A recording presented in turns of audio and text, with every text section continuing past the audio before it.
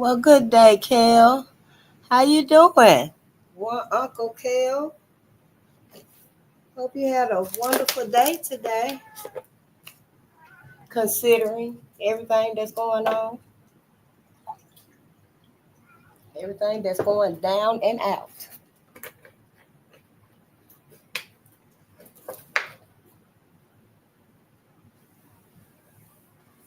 We're going to finish our book tonight. I'm determined to finish our book. I'm not going to get sidetracked. Yeah. I just found out about 14092. I don't know if y'all, I'm sure you did hear about it, was hours ago and stuff, but 14092 about the birthright citizenship.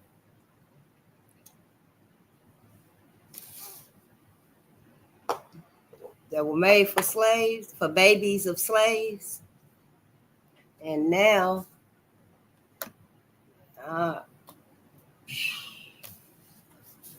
somebody better do something. But yeah, it's good to see y'all. I'm gonna do a little bit more research into it just to see, because I know our people got to be working on it. Defiant Lawyers Network. I just heard about it from him. However, they are live talking about it. They are live talking about it, and I just need to go ahead and do what I got to do and stuff. But I'm gonna be looking at it. It's off of the law. There was a law in 1898, Wong Kim Ark versus United States. It's got something to do with all of that, y'all. So, and the order is 14092. So I just took some notes on it and stuff. It says kids born in the United States to undocumented immigrants and temporary visas are not citizens under the citizenship clause of the 14th Amendment. I don't even know I don't even know the amendments. I ain't gonna sit here and lie and act like I do, because I don't. I don't know none of that. None of the Civil Rights Acts. I got them wrote down in Defiant Lawyers Notebook. I gotta learn them, know what at least what they mean and stuff. But I don't even know the 14th Amendment. But I'm gonna read it. I'm gonna write them and put them up somewhere where somebody's picture would have been. Because if this right here is saying that these kids is not citizens and it was made for the babies of slaves, yeah, I'm gonna just run away with it and stuff. But it ain't good, whatever it is. For us, if that be the case. I don't know if it's been some amendments made to it or what since then. Ooh wee, honey. Y'all hear that thunder? Let me turn my fan off. Y'all hear that thunder, honey? Mother Gaia, cosmic energy ain't motherfucking playing out here. So wait. And it's lightning good. Ooh, honey, I'm about to open up my whole patio. Now let me close my blinds. Shit. When I get done, I'm gonna go sit out there on the porch, honey, and talk to my trees out there in the yard. Yeah. Be safe, y'all. Be safe. Be at home. Stay at home. You got everything you need right there at home. Don't be out there in them streets for nothing. Nothing. We fighting now with the pen and pencil. We learning. We fighting that way. We ain't fighting the marching way no more. And our people, our scholars, need to understand that we don't want to get out there and march no more and get horse no more and stuff. I get horse just sitting right here with and stuff. We don't want to do that no more. We want to, fight this a different way. It's insane to keep doing the same old thing over and over again. It ain't working for us, and everybody know it, but us. Everybody know it, but us.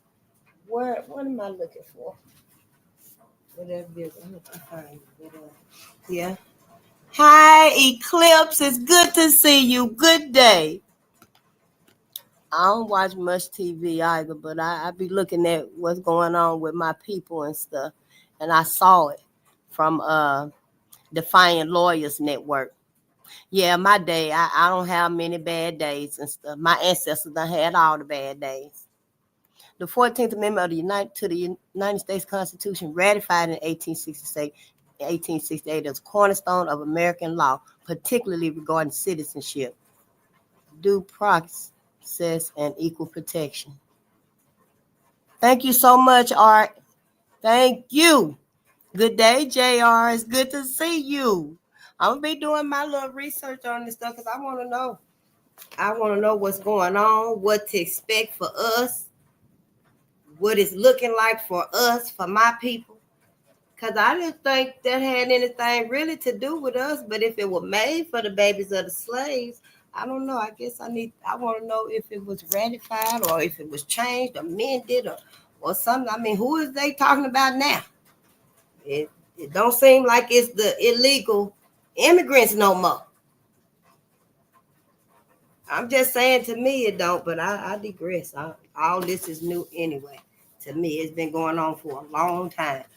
You might have to, go ahead. If you got a channel, I'll come over there and learn from you. Help us to understand these things because we don't know. We're like a fish out of water.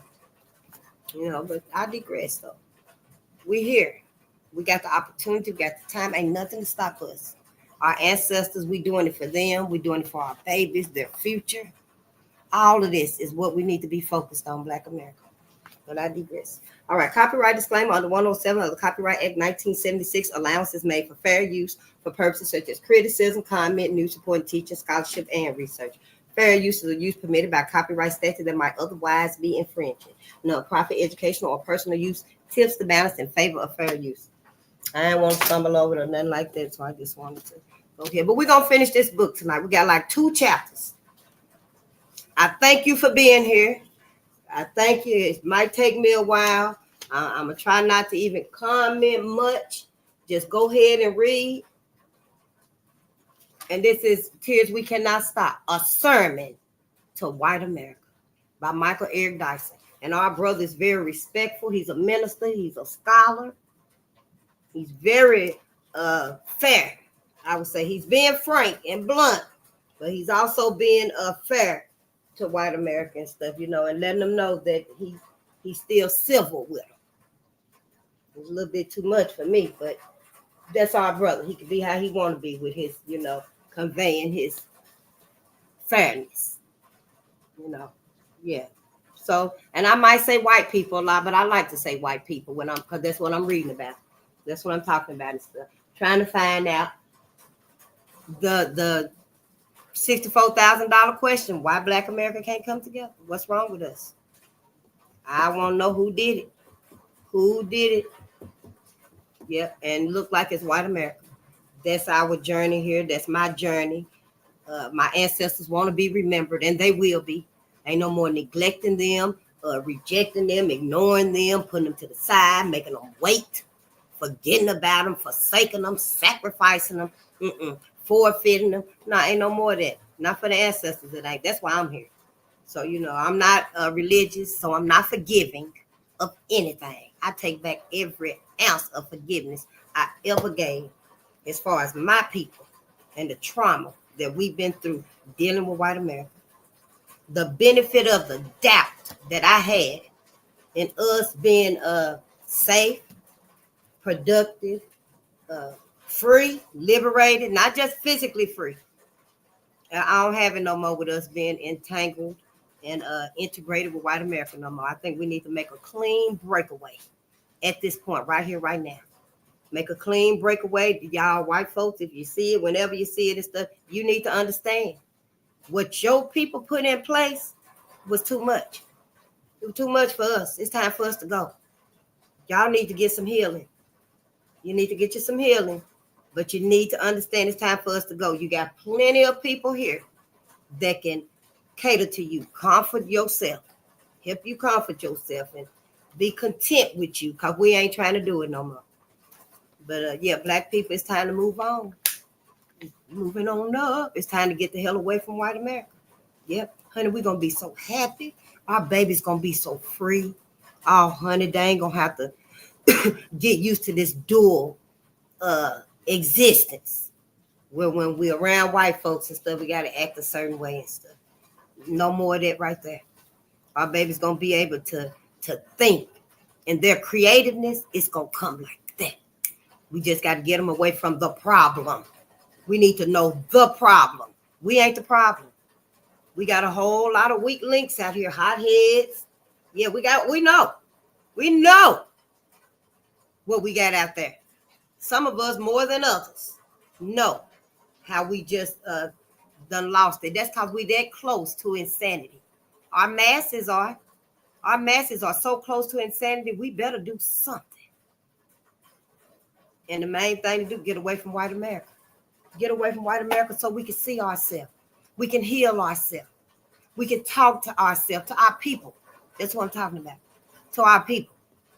We got to be able to see us, resonate with us, feel us, have some empathy for us now.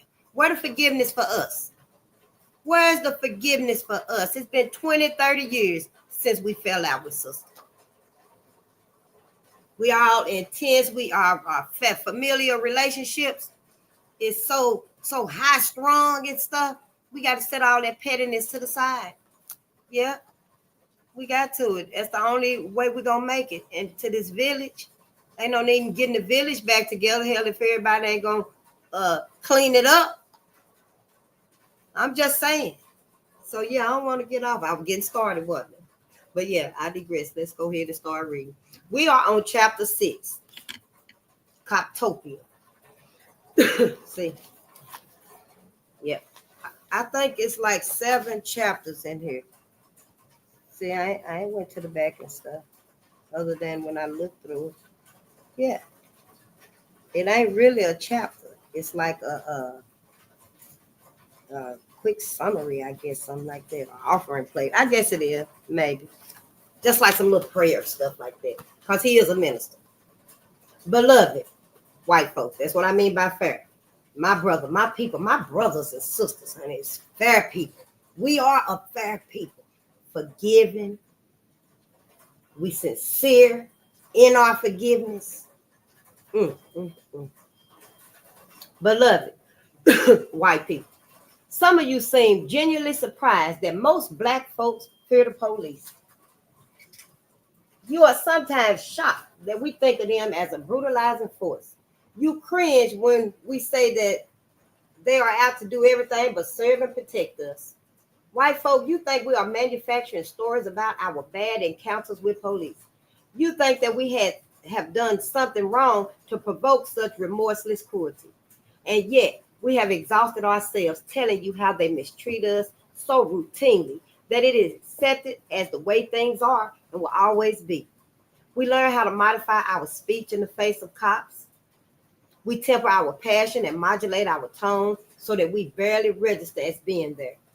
Do you have the talk with your kids to warn them within an inch of their lives not to sass the police for fear that they will return home to you in a body bag?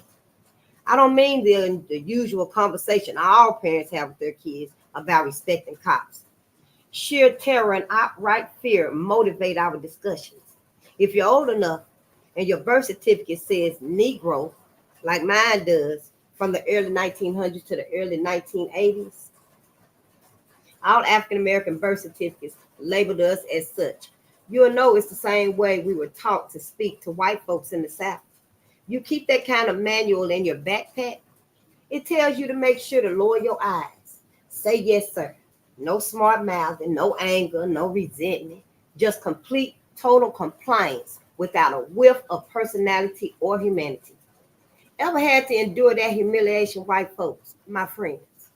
We must believe that cops are gods. We are nothing. And the more we remember our nothingness, become experts in the philosophy of nothingness, the better chance we have to survive. Does any of this sound familiar to you? It is our routine, our daily ritual of survival. When I was 16, 17 years old, I was with my brother Anthony and a childhood friend, both a year older than me. And we were stopped by 4 Detroit cops. They were patrolling the neighborhood in an unmarked police vehicle. This was in the mid-70s when we cowered in the shadow of the infamous Detroit Police Department task force called STRESS. Stop the robberies, enjoy safe streets.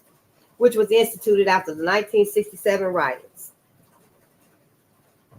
The unit certainly brought a great deal of stress to Black folk in the streets of Detroit. During its 2.5-year sitting existence, Stress was accused of killing 22 citizens and arresting hundreds more for no cause at all. For no good cause. White cops routinely targeted poor Black communities. Ours were no different. The Big Four amplified their command for us to get out of the car over the blaring megaphone. Then they approached us. The plainclothes officer snatched me out of the back seat.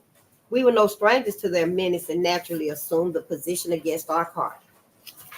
The plainclothes officer who had yanked me from the car announced that our Ford Galaxy appeared to be stolen. That much was true. It had been stolen and returned to us more than a month prior, but the police had retrieved the car without removing it from their list of heisted vehicles. I wanted to quickly but carefully prove that the car had been legally returned. I wanted to prove that it belonged to our father and that we had the proper ownership documents for it. I was quite nervous. 2 of the officers had drawn their guns. We had all been frisked. Sir, I'm reaching into my back pocket to get my wallet that has the car's registration, I said to one of the plainclothes officers. Before I could fetch it, the cop brought the butt of his gun sharply across my back and knocked me to the ground. Nigger, if you move again without me telling you to, I'll put a bullet through your fucking head. I rose to my feet, slowly, deliberately, showing complete deference, barely breathing, barely raising my head above a supplicating bow. Having mastered my body, having basically whipped me, lashed me on the plantation, the officer granted me permission to retrieve what felt like my freedom papers, the car's registration. But that registration was proxy for my breath. The cop permitted me to live. That was the victory. The cops ran the tags, and less than 15 minutes later, they concluded what we already knew. The car belonged to my father, and we had the right to drive it. They offered no apology, and without a single word, with just a nod, they sent us on our way. This was hardly the first time I had encounters with the cops, all bad, all with the promise of punishment for the slightest gesture of manhood, all with the possibility of violence lurking in the air. Could you take that, beloved? White folks, could you believe that most cops are good and well-intentioned when the history of harm forever hangs over your heads? My friends, many of you have no idea of this level of anguish. You think, white folks, that if we merely obey the cop's commands, he or she won't feel threatened by us, won't view us as the roadblock to their return home that night. You think that if we keep ourselves in check, nothing bad will happen. White folks, where have you been? Have you not seen the videos? These videos make it possible to see what has always been the case. Now there is proof of our suffering. Have you not seen how no matter what we do, the cops come for us? That no matter how pleasant our speech, how lowly our spirits, how tame our bodies, how domesticated our gestures, we are read as a menace and threat by so many cops. I fear for my life. Many cops who have shot unarmed Black folk have said, not a gun in sight, no attack in the offing, and yet we are consistently, without conscience, cut down in the streets. Can you honestly say that if we just comply with the cops' wishes, that we'll be safe? How many more Black folk do you have to see to get sent to their deaths by cops while doing exactly what they were told to do before you'll even believe us? White folks, you've seen the video of the young Black man in South Carolina who goes to retrieve his wallet just as the highway patrol trooper instructs, and yet is still filled with lead for no other reason than who he is, a Black male, a ferocious subversion of all that is decent and humane and worthy of space on this earth. White folks, how can we conclude anything different? How can you? If you're honest, you'll see that the police force is a metaphysical collective with a gift for racial punishment that has never viewed Black folks as human beings. Because the law that they are charged to enforce has never seen us as human beings. And the Constitution that the law rests on did not write us in as fully human. Can you truly say that you can't understand why most Black folk fear, sometimes hate the police? I've experienced the humiliation on a number of occasions. They've embarrassed me in front of my brother and my son. Most painfully, they've embarrassed me in front of myself. Every encounter with the police splits us into two selves. One, a quiet, brooding figure cursing the cops from within. The other, a dawdling doppelganger, a concrete staring, shuffling Negro we are ashamed to admit lives inside of us. Terror and shame go hand in hand. Dealing with white folks, there is fear in realizing that we are helpless to persuade others that we are human. In that moment, there is also deep shame. Shame that you do not take our humanity for granted. Shame that you do not take our humanity for granted. We are ashamed that there is nothing we can do to keep you from seeing us as worthless. So fuck y'all. My brother, my people, we feel like this about y'all asses. We feel like this about y'all, white America. You ain't never did what you were supposed to do. I'm so glad it was my brother that wrote this. So grateful to him. I felt that same shame when I was a graduate student at Princeton in the mid-'80s. I was excited that my 8-year-old son Mike had come to visit me during the Christmas holiday. I hadn't had a chance to see him a great deal since my divorce from his mother in the early 80s.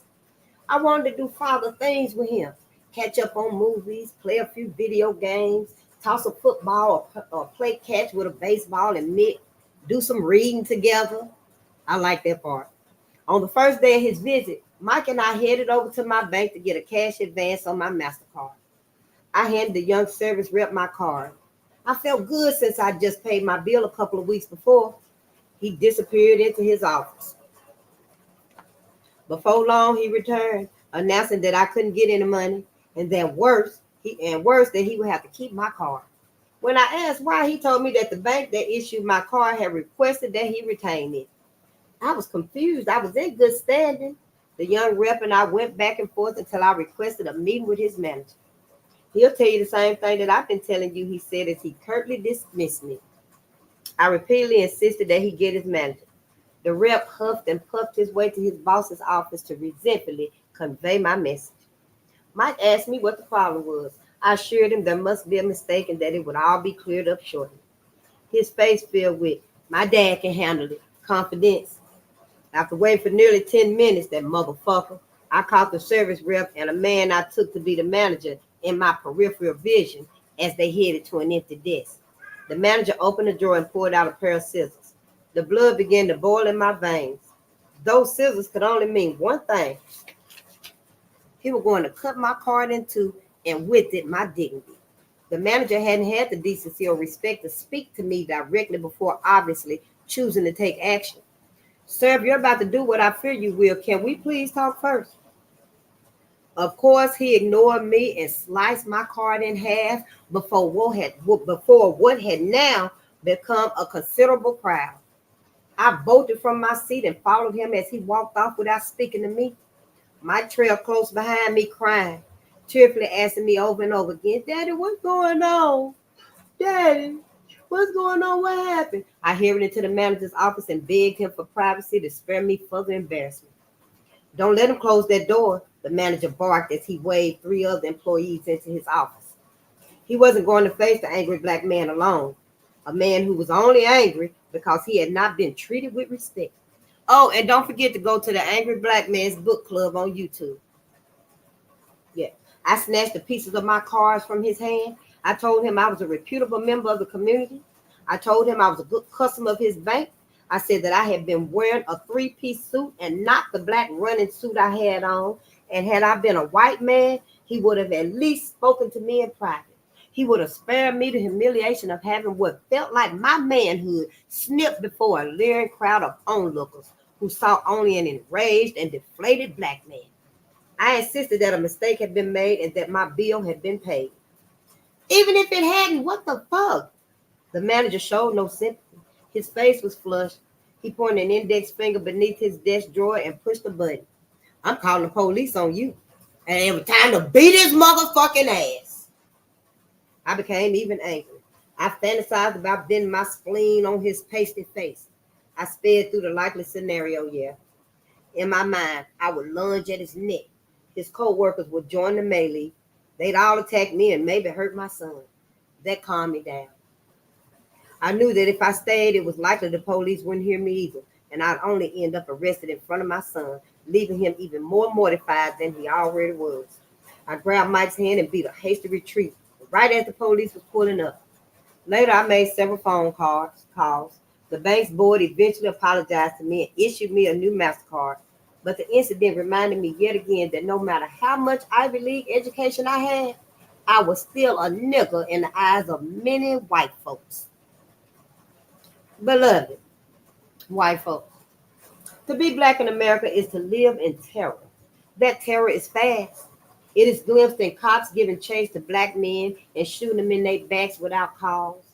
Or the terror is slow. It chips like lead paint on the tenement wall, or flows like contaminated water through corroded pipes that poison black bodies. It is slow like genocide inside prison walls where folk who should not be there perish. White folk, maybe the reason you can't feel our terror is because you don't live in our skin. Our skin, our bodies are relentlessly monitored and policed. Our skin bleeds the secret of our fear and escapes with law enforcement's view of broken windows. That was New York. I don't know if it's Giuliano or one of them, but it was in New York. We endured the terror of being stopped and frisked and sent to jail for possessing less than an ounce of weed that the cops discovered while looking for someone who stole beer and fit our description. But they all fit our description, black and breathing, at least at the beginning of the encounter. We think of the police who kill us for no good reason as ISIS. That shouldn't surprise you. Cops rain down terror on our heads with relentless fire and make us afraid to walk the streets. At any moment, without warning, a blue-clad monster will swoop down on us to snatch our lives from us and say that it was because we were selling cigarettes or compact discs or breathing too much for his comfort or speaking too abrasively for his taste or running or standing still or talking back or being silent or doing as you say or not doing as you say fast enough. Like all terrorists, they hate us for who we are. They hate us because of the bad things they and you think we do. Like breathe, live. That is our sin. Death is our only redemption. You did not condemn these cops. To do so, white folks, you will have to condemn the culture of whiteness that produced them, that produced you. Racial terror is not just an act, but a habit. Not luck, but a skill. A genius for snuffing out black life over mundane things. A wallet, some candy, loud music, a cell phone, a toy gun, shopping, the failure to signal, and other minor offenses that white people live to tell about when they commit the same offenses, minor offenses. It is easy for you to be oblivious to what black people must remember. Memory is survival. Memory is survival. You must remember. And everything about us, around us, on us, even ourselves, remembers. Even bodies wrapped in Sunday dress or business wear can't really mask the memory. Our children cloak their bodies in oversized clothing to smother the hate that might one day suffocate them. Our jury is a talisman to ward off the evil that might roll up on us when we aren't looking. White folk, we know that it is hard to run from what we can't see coming our way, and we never want to be caught off guard by your fatal whimsy. White folks, we don't know how or when one of you might pounce. You might be dressed in bright, well-pressed, angry blue with shining accessories meant to club or kill us. Or you might snuff us wearing the jersey of a star who was once a poor black boy who made it all the way from the ghetto to your fantasy. You don't think of him as black. You think of us as nothing else but black. It is a blackness you despise or fear or resentment or simply don't understand or care to know. And that difference is the margin of life and death for us. Dear gentle white listener, white folk, do you want to know the harsh realities of which I speak? Then let me take you on a brief tour of terror. That's all our integration with white folks has been, is pure terror. So much terror. We got to get away from these folks. We got to get our asses away from them. I don't know how else we could tell us. The Bible done said it. We see it. History done proved it. They showing it now.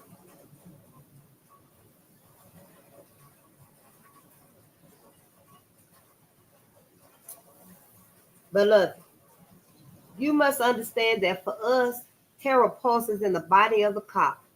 The police come loaded with far bigger weapons than they carry on their hips. The heat they pack is drawn from history. It's all there next to their badges and guns and their tasers and their mace, spreading state sanctioned violence, menacing black communities, seeing blackness as criminal, punishing black talk, killing blacks who run. The policeman has never been neutral to us. From the start, he was not there to protect or serve us, but to protect and serve you, white folks, which often meant getting rid of us. The policing of the black body started in slavery when enslaved men and women had handcuffs slapped on their wrists and irons fixed on their legs as they got jammed into the hulls of slave ships. The nation got up slave patrols to bring back the enslaved who ran away. I think it was in Boston, Massachusetts, who ran away to stop, question, and frisk them, just like many of us are treated today, to monitor, search, and arrest them, to beat them down when they were recaptured. Free Africans weren't so free. As many of you learned by watching 12 Years a Slave, free Africans were routinely tracked by bounty hunters and sold into slavery.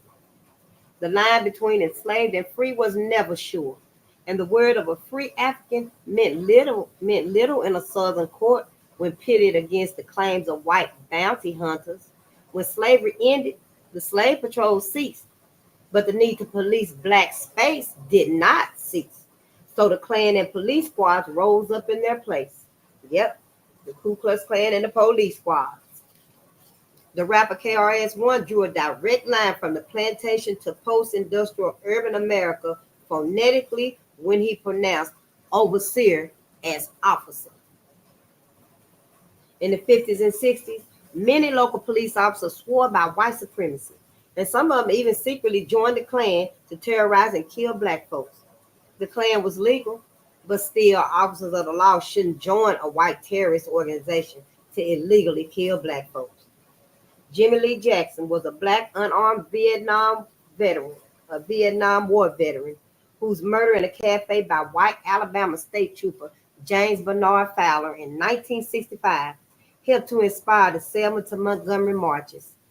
It was not until 42 years later, in 2007, that Fowler was finally charged with homicide in Jackson's death, pleading guilty to one account of second-degree manslaughter and serving 5 months of a 6-month sentence.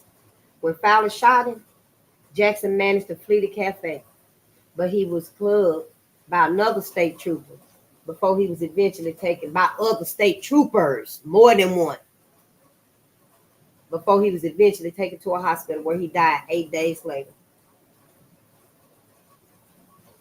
Jimmy Lee Jackson relayed the story of his shooting and the beating to his lawyer, Oscar Adams, in the hospital in the presence of FBI agents.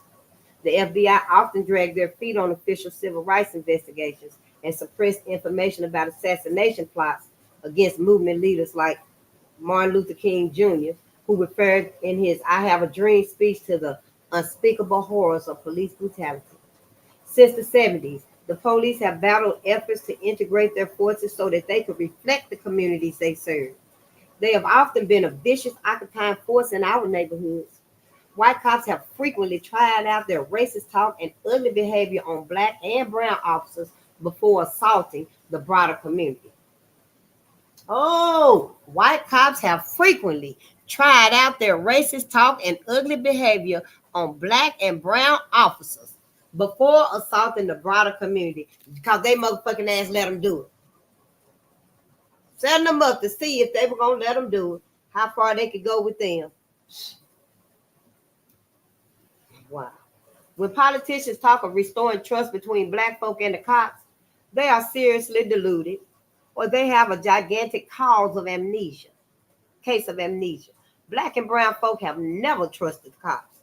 You cannot know the terror that black folk feel when a cop car makes its approach and the history of racism and violence come crashing down on us. The police car is a mobile plantation, and the siren is the sound of dogs hunting us down in the dark woods. My brother, my friends, white folks, please don't pretend you can't understand how we feel this way. And if you claim that slavery and Jim Crow in the 60s are ancient history, you know your words are lies before they even leave your lips. How could that history be erased so quickly? How could it, y'all? That's what I've been telling y'all. How could 100 years of lynching, how could any of this be replaced, healed, just like that? White folks, how they gonna heal from doing these things right here? Just like he just mentioned that we got it in ourselves, we got memory in ourselves, they do too. They motherfucking do too. How can all of that be got rid of overnight? How can it be washed without great effort from the mind of a white cop who confronts black folk? How can we deny the structures, the systems, and social forces that shape how black folk are seen and treated? Beloved, the way we feel about cops is how many of you feel in the face of terror. And yet, long before 9/11, long before Al Qaeda, long before ISIS, we felt that too. At your hands, at the hands of your ancestors, at the hands of your kin folks who are our cops. Do you ever think your lucky stars that black folk have not done to you what terrorists who despise this country have done? These terrorists claim their actions are driven by hate for our nation. Does it ever give you pause and make you say, thank God that black folk never, well, almost never, poisoned our food when we made them cook for us? They never killed our children when we made them watch over. They rarely conspired to murder us in our sleep when we forced them to share intimate space with us. They never rose up in unison against us because we raped their women, murdered their children, and castrated their men. Does that ever cross y'all mind, white people? Do it. Do it ever cross white people's mind? You mean tell me they don't know nothing about their clan ancestors? You cannot know how we secretly curse the cowardice of white people who know what I write is true, but dare not say a word about it. Neither will your smug dismissal of unenlightened and bigoted whites satisfy us any longer. That they're poor white trash or uncouth rednecks, and that you're better than they are, that they don't have your social pedigree or education. As if you can really separate yourselves from them. All of y'all just the same. You can't be trusted. You cannot be trusted. On the very fact, even today, especially today, that you ain't not once used your voice or your vote to help black people on any level, in any aspect.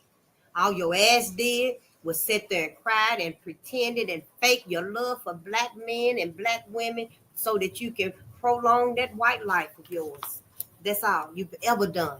Used us for everything you could get. Suck all of the energy, the melanin, everything we got out of us. That's all y'all ever done for us. We never have no business or no benefit giving up everything that we was, that we had for y'all asses. Never. I'm just saying, in my opinion, it's time to leave them alone. As if you can really separate yourselves from them. As if it's only a matter of personal belief and not social learning and behavior. The distinction between them and you is more self-serving than critical. In the end, it only makes the slaughter of our people worse to know that your disapproval of those white folks has spared your reputations, but not our lives. Yet, your reputation ain't shit. Don't mean a motherfucking thing. Sure the fuck don't. Black folk, you better get your goddamn head together. Get your motherfucking mind together. You do not know that after we get angry with you, we get even angrier with ourselves because we don't really know how to make you stop. So we got to get away. That's what I'm saying. White folks, do you really think that black people bring this terror upon ourselves? That a woman who's being intimidated by a cop and calls 911 brings it on herself. How absurd is it to have to call the cops on the cops and then have the cop get mad and not be disciplined or punished? How absurd is it that not a single cop got held accountable for Freddie Gray's death, as if he somehow snapped his own spine to spite the Baltimore police? You remember Freddie Gray? We all went gray. We grayed out. You put your profile on gray. And they put him in the back of that van and they didn't strap him in. They didn't strap him in. They were driving all reckless and stuff, and he was just back there But then I saw the video, if I'm not mistaken, when they were taking him to the van, they were pulling him like that. I'm gonna have to look at that video. Was it to the van or when they got him out the van? But I remember him like that right there, and they were dragging, his feet was dragging. I think it was going to the van. He could have been hurt before they put him in the van, and then they didn't strap him in. So see, being hurt before he was in the van, that right there was just an assault they ass committed and got away with. But when they put him in that van right there. But I digress, I'm just saying. It was a long time ago. Most of you say nothing, white folks. You don't say a goddamn thing. You don't say a word or a whisper. Them y'all motherfucking sons out there. Your sons, your husband, your daddy, your cousin, your brother, your nephew. Them your goddamn boys out there. And your silence is not only deafening, it is defeating. And when there is white response, it is often white noise, inane chatter accompanied by the ringing of white hands. There's white frustration at just how complex the problem is and how hard it is for you to tell from the angles of the video just what went down. Most of us keep our rage inside.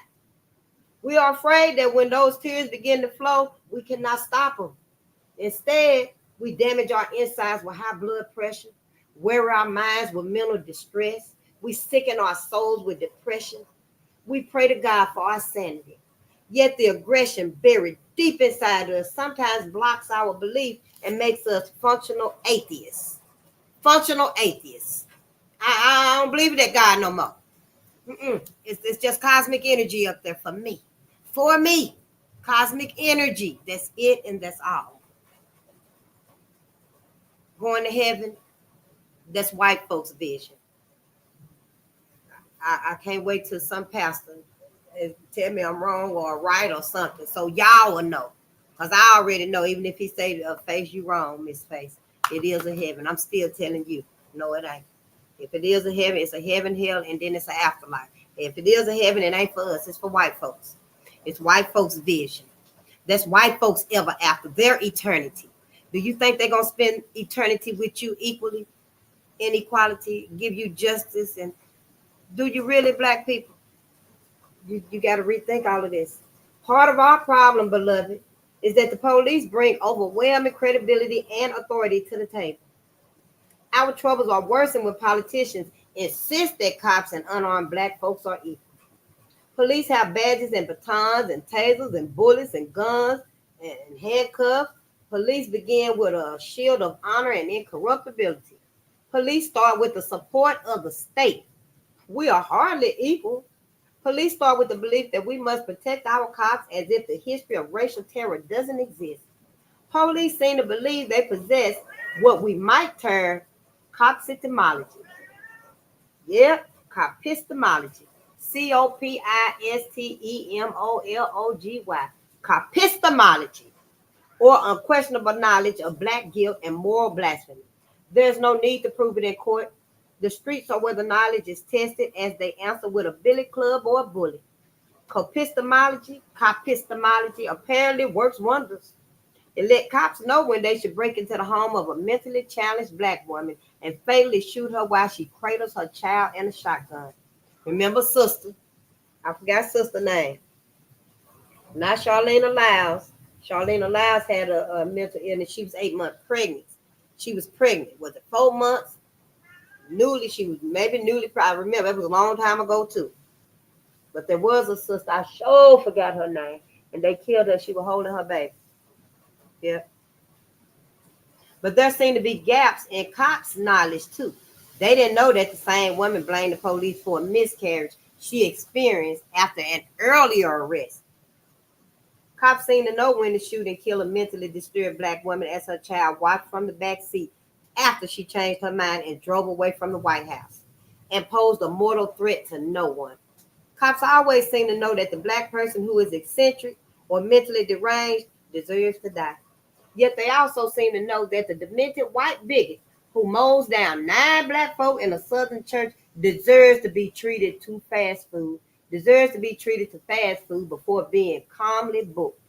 Cops seem to know that all those white folks who come at cops with swinging fists or menacing demeanors or drawn guns don't really mean them any harm.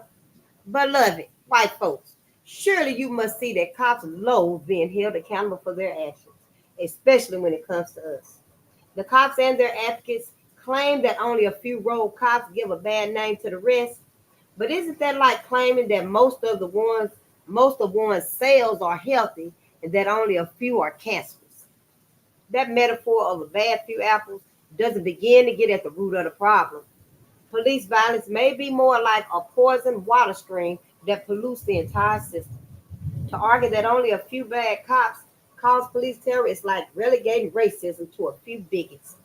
Bigots are surely a problem, but they are sustained by systems of belief and perception, by widely held stereotypes and social practice. Cops are human, they tell us. They are right. That also means that cops cannot possibly be immune to the destructive beliefs about black folk. Their fear and suspicion of black folk doesn't come from nowhere. It materializes the cumulative history of injustice towards black folk.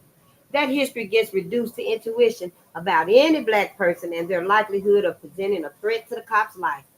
Some, I fear for my life testimony, is pure hogwash.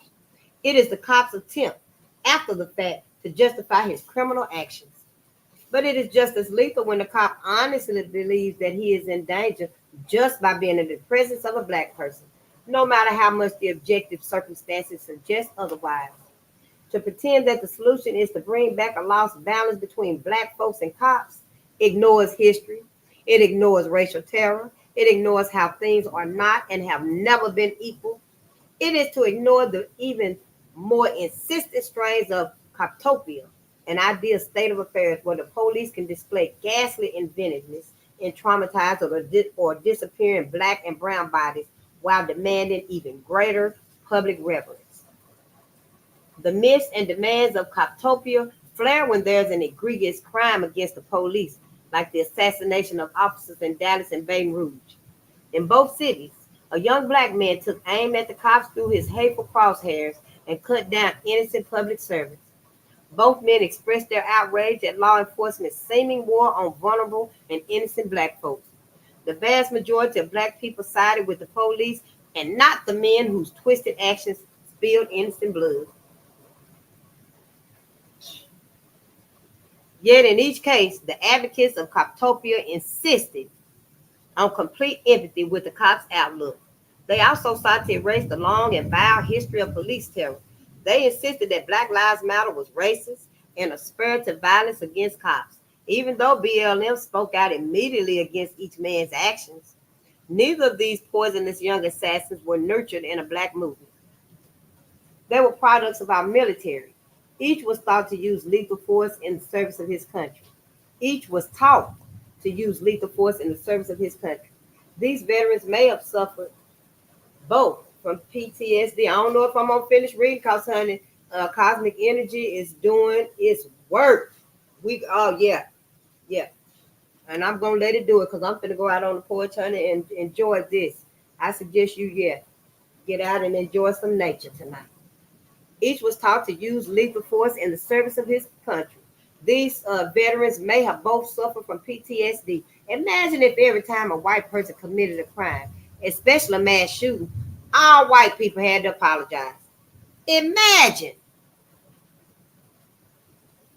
Beloved, you should be honest, even when it hurts to do so. White folks, is it little wonder that these men twisted their anger at the terror black folk face into a perverted plot to murder innocent cops? It is little wonder, white folks, it is little wonder that these men twisted their anger at the terror black folks face into a perverted plot to murder innocent cops.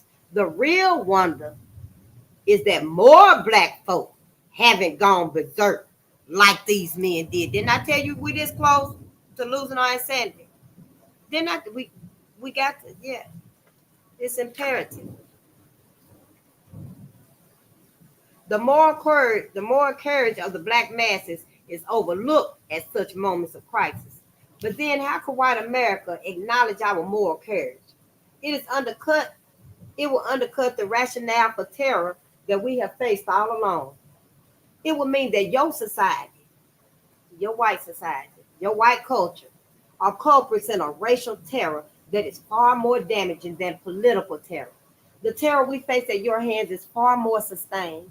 The terror we experience has claimed millions more lives over the long haul of history. A conservative white commentator bravely pointed out what many of you white people fail to see. In looking at the forces that might have provoked the evil in Dallas, Leon H. Wolfe argued that there's a reality that we don't often talk about, that societies are held together less by laws and force and threats of force, less by laws and force and threats of force than we are by ethereal and fragile concepts like mutual respect and belief in the justice of the system itself. Our white ancestors, that compact, that compact has obviously been shattered for black folks. Wolf said it is impossible for the police to do their jobs without the vast majority of citizens believing that their society is basically just and that the police are there to protect them. Wolf asked us to imagine what might happen if a sub-community perceived that those bonds had dissolved in application to them. We are products of the way our parents view society and institutions, and that in turn shaped how we view the world, something we don't often acknowledge.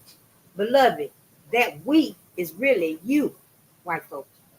Most black folks get this point. We've been arguing it until we were blue in the face.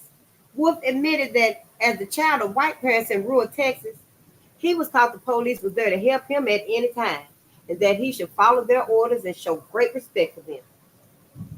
Wolf asked white folks to imagine that their parents were black and had grown up in the 50s or 60s in areas where the police force was an instrument of oppression. He asked how that might understandably change those folks' interactions with the police and their children's interactions too, and how it might affect their belief that the police can be held accountable for abusing their power. Wolf delivered a tough reflection on the events in Dallas. He said that in order to prevent what happened in Dallas, we must bolster the belief that when cops commit crimes, that the legal system will punish them accordingly. Wolf said that if minority communities could believe that this was the case, then there'd be little to no perceived need for reprisal killings. Wolf acknowledged that a huge, overwhelming segment of America does not really give a damn what cops do in the course of maintaining order because they must, probably correct, that abuse at the hands of the police will never happen to them. As long as the cops keep people away from my door, they have my blessing handling the thugs in whatever way they see fit. That's what white folks feel. That's how they feel. Notice, beloved white folks, that Wolf didn't take any refuge in the highly questionable 2016 study cited in the New York Times and many other media outlets, authored by Harvard professor Roland Fryer, that concluded that black folk are less likely to be shot in a conflict with the police than suspects of other races. The study was doomed by a few factors. First, it only studied 10 police departments in 3 states. It only underplayed the widely varying institutional frameworks that shape how policing is done from department to department. The 3 states Fryer examined are all members of a White House initiative on policing data that got started in 2015, suggesting that a measure of self-selection, self-fulfillment is at play. Departments that already value data collection and transparency will have different outcomes in any such study because of their laudatory priorities. It quickly becomes clear that there simply wasn't enough data in Fryer's study. Compare the amount of information in Fryer's study to that of the FBI's Uniform Crime Report database, which collects data from thousands of police departments across the land. The data Fryer studied in 3 states over 16 years is equal to what the FBI database is able to collect in just 2 to 3 years. To quote the philosopher Sean Carter, we don't believe you. We need more people. Yeah. We don't believe you. We need more people. I don't know. Yeah, I don't know. Fry concluded that there's scant statistical difference between the races when the police stopped them. But the basis for this conclusion is troubling. Fry studied folk who had already been stopped by the police and were then subsequently killed. He never asked, plainly avoids the question of whether black folks are merely likely to be stopped in the first place, and whether they're more likely to be stopped for no good reason. The answer to both of those questions is yes. A serious flaw riddled Fryer's data. It did not distinguish between the likelihood of getting shot when being accosted by police for a traffic infraction or for shooting up a church, only the likelihood of getting shot. As noted journalist Dara Lynn cogently argues, when people talk about racial disparities and police use of force, they're usually not asking, is a black American stopped by police treated the same as a white American in the same circumstance? They're saying that black Americans are more likely to get stopped by police, which makes them more likely to get killed. Beloved white folks, surely you understand how vexed we are by our situation. Surely you understand how the legacy of terror stalks us at every turn, dogs our every step. Surely you understand that police brutality pounds our lives in unrelenting ways. Can you not see that too many cops kill us off like animals without a single thought? I don't know if sister still got her national action against police brutality, and I hope she don't be mad at me, my sister, but we reading. Go sign it. Go sign it. If you do anything else, we need to be, you got this last little bitty tiny window. You better try to make that work for you and start patrolling your own community for your ass be patrolled by police and police dogs. And then you're going to have robotic dogs. Then you're going to have Sophia motherfucking plastic funky ass. Then Sophia going to be walking the dog. And yeah, you're going to have flying cars and drones and shit like that. Go sign it. Yeah, let me know if it's still active or not. It's been some years. But go sign it and help our sister out. That's self-explanatory. Just go to change.org, put in National Action Against Police Brutality / Daniel Chambers. Sign it. Share it to all your friends and stuff. I'm just saying. Shit. White folks act like they don't motherfucking know. Cops, can you not see that too many cops kill us off like animals without a second thought? Wait a minute. Surely you understand that police brutality pounds our lives in unrelenting ways. Can you not see, white folks, that too many cops kill us off like animals without a second thought? For God's sake! Imagine little Johnny being executed because he drank too much liquor and mouthed off at the cops. Imagine little Jill getting her long blonde hair yanked and her little arms pulled behind her back and being slapped around and beat down because she dared ask why she was being stopped. Or being thrown around her classroom because she didn't want to give up her phone. Remember, sister, they threw her across the classroom and stuff and drug her down the hallway. Imagine seeing videos of cops high-fiving each other after one of them heartlessly shoots down your unarmed buddy, Larry, for no good reason.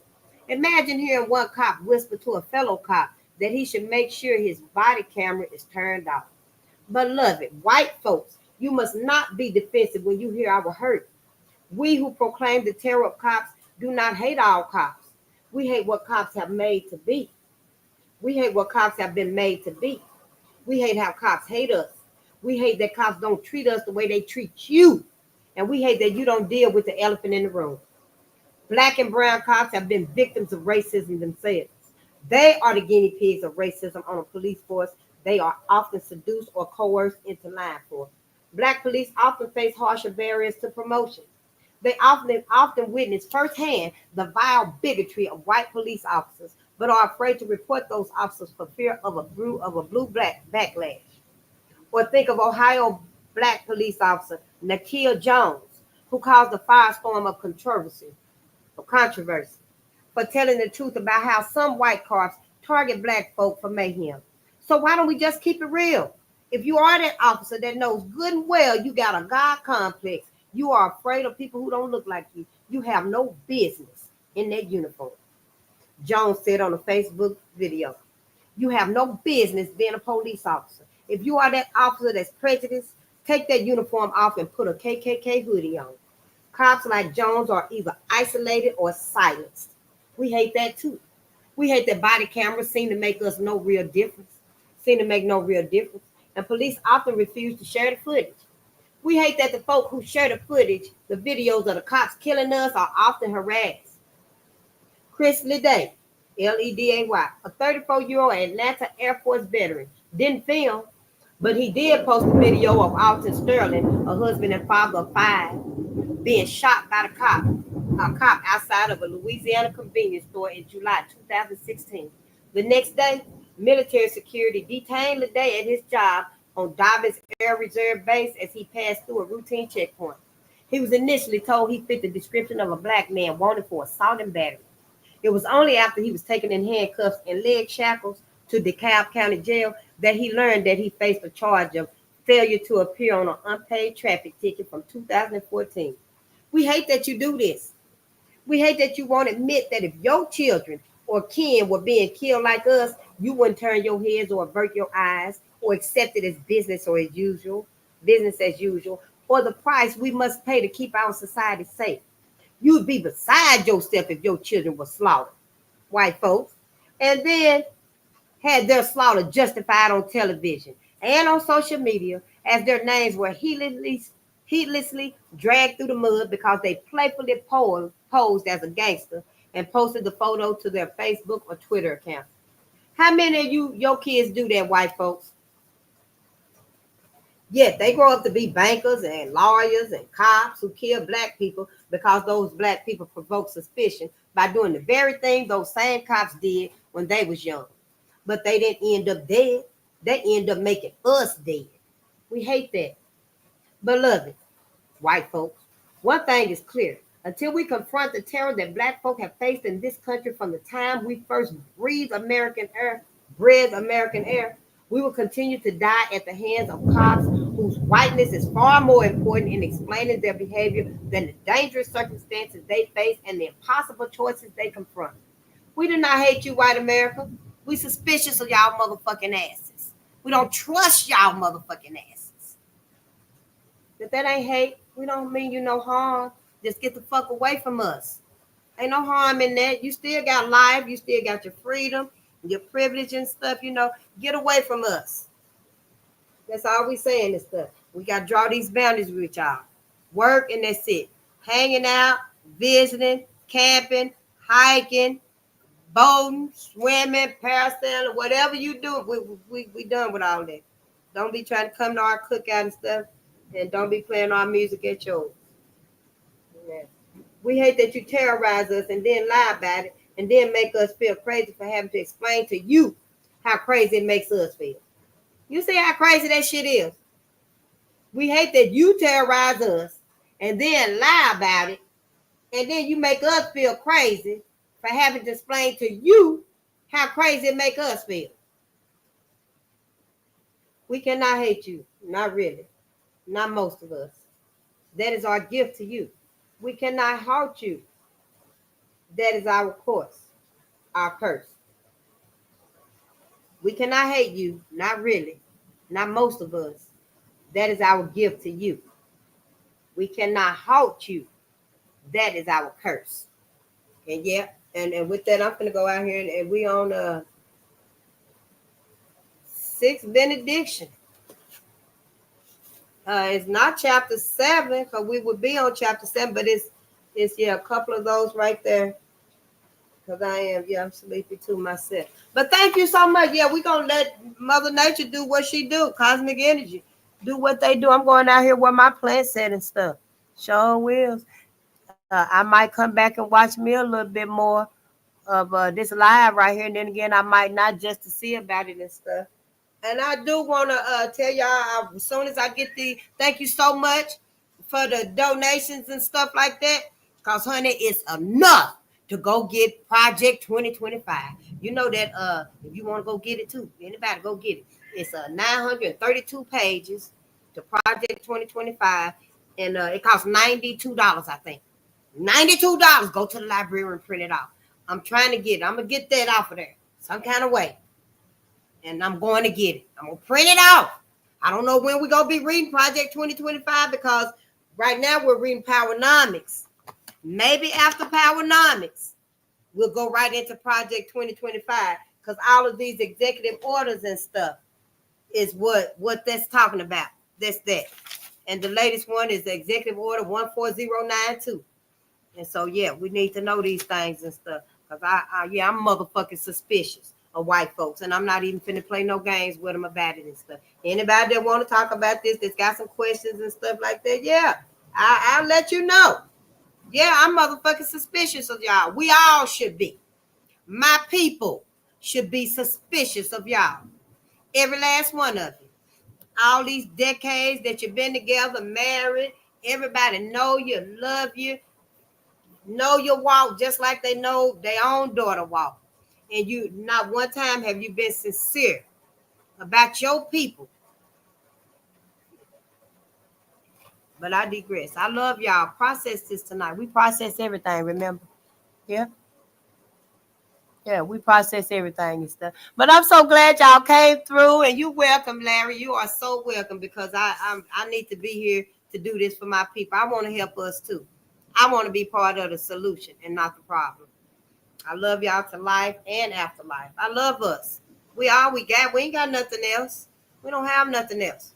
And we got to survive this. Whatever it may be, a missile or a motherfucking meteor. We got to survive this. Mother Earth, that's confirmation enough. Mother Earth wants to go back all black. She don't want other people on her planet no more. She's sick of everybody condoning white America and their evil devilishness. Fucking devils. Clanimals. That's why we got to get away from him and let Babylon fall. Let whatever's going to happen, happen. We can't save America and stuff. We got to go at America a different way. Yeah.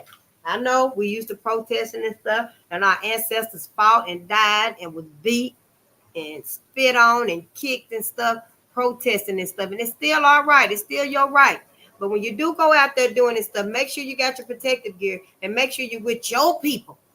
When black people rise up to go deliver that, everybody go deliver Sisters National Action. I'm just using it as an excuse. Everybody rise up and go with sister to deliver this right here, baby. Then, yeah, you get your gear. You make sure you got your gear, your helmet, your rubber bullet vest and stuff. Got your knee pads, your elbow pads, your helmet and stuff. Yeah, you going out there with sister. And you make sure this is delivered and stuff. And other people, white folk, motherfucking asses and stuff. That's your last sliver. It's the last sliver you'll make, you know. And that right there is half stepping, but your ass gonna have to be at the back. You're gonna have to be at the back. This is the last opportunity right here. That right there will give y'all asses a little bit of mercy, because this is in cosmic energy hands. Now this out of our hands. We can't save y'all. We can't do nothing else for y'all. Nothing. We can't do nothing for white America now. We got to focus everything on us. Yep. And so I love y'all, but be excited because we're here. It's our time now. Yeah.